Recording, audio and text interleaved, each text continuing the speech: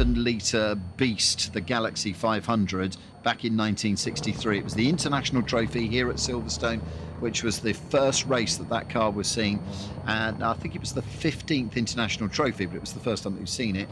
And he won that. He then went on to win every single race of the championship, not surprisingly, and took the crown back in 1963, a repeat of what he did in 1958. So it's nice to see that out there. We've got the Ford RS200 Owners Club, Owners Club. It's 33 years since that car, and people like Mark Lovell rallied it. Yeah. And it's just... It was a car that, unfortunately for Ford, they kind of came too late to the game of Group B with that car, didn't they? It was a spectacular car. But, you know, the heyday of the Audis and the Lancias, Ford came with a great car, incredibly quick. I'm always amazed when you look under the skin of one of those.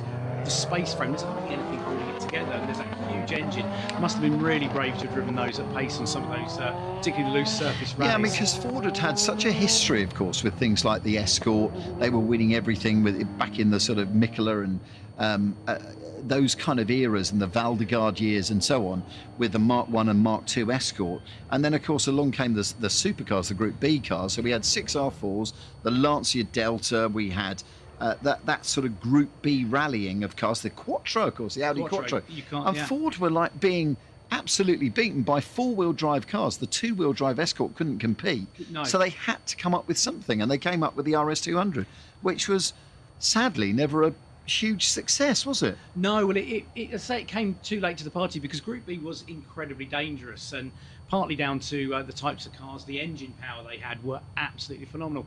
That car was brilliant, but it just came a little bit too late to the party, and then rallying changed the rules, and we moved more towards the Subaru Impreza and the Mitsubishi Lancers, and we moved to the kind of Colin McRae era, and so those cars really never got a chance to stretch their legs and really really have a chance. Although did make it in Rallycross, you know, you may remember some of the and there are still some in Rallycross these days doing British Rallycross Championships. In historic Rallycross in Scandinavia and various places. So, you know, the cars are still campaigned, and when I went over there, they were the first group to have all the cars ready in the car club this morning. Oh, really? The owners were all there, and they were really proud and really quite keen to talk.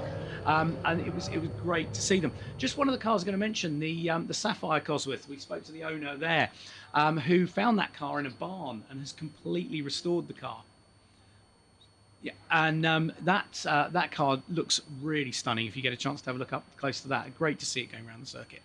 Okay, right, let's hear from the Ford Owners Club, because I know you were out and about a little bit earlier, Rob, so let's see if we can catch up with the secretary of the club. On track today, we've got Shane. Shane, your car is very, very special. Tell us a little bit about it. So it's a genuine Sapphire Cosworth Group N rally car.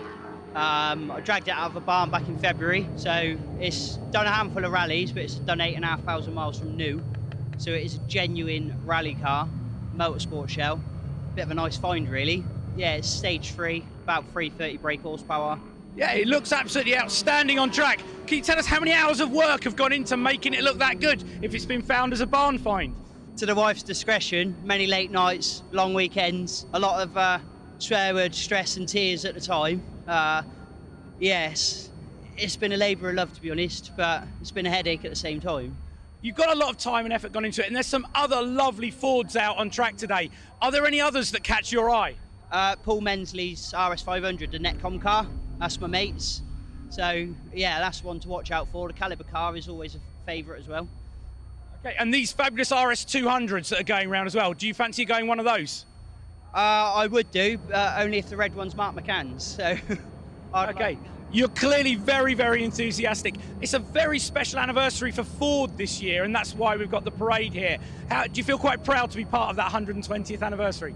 Yeah, I do, and I'm quite proud to own a Cossie again, because I bought one at 20 years old, couldn't afford to do it, so I sold it. 8 years later, I've got another one, so yeah. Fantastic, and we know they're really increasing in value. That one going at the Race Retro auction this year for $500,000 was great. Did you get to see that? Yeah, I see that. I also see Princess Diana's car last year. That was quite extravagant, to be honest, the price of that one. And some of those cars at the auction look great. It's fantastic to be seeing your car out on the parade, and we wish you all the best for this weekend. Cheers, thank you. There we go, Ford Owners Club then. And the GT40 enthusiasts, let me tell you, a number of those cars that are out on track have just come back from Le Mans. They were there and they were invited actually as the car club to celebrate their 100th anniversary celebration, and that's why they're then here at the Silverstone Festival. There's something like 60 members from across Europe attending this weekend. 40 GT40s will be parked up on display on the Bugatti circuit, and 10 of the GT owners have driven as VIPs around the iconic circuit as well.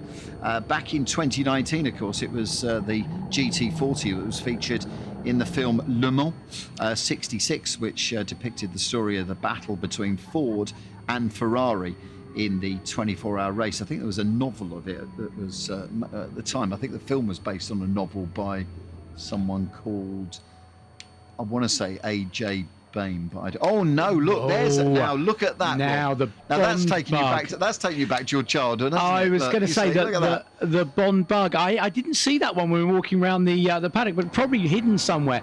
What a fantastic little car! And always, you never see anyone driving a Bond Bug that isn't smiling. Have you noticed that? They're always smiling. Obviously, the people in that one getting some much loved camera shots as they're driving around. But again, it's back to that variety that we see here. You know, you've got beasts like the RS200 out there, and then you've got the little Bond Bug, and all those owners are just really savouring being out on the circuit.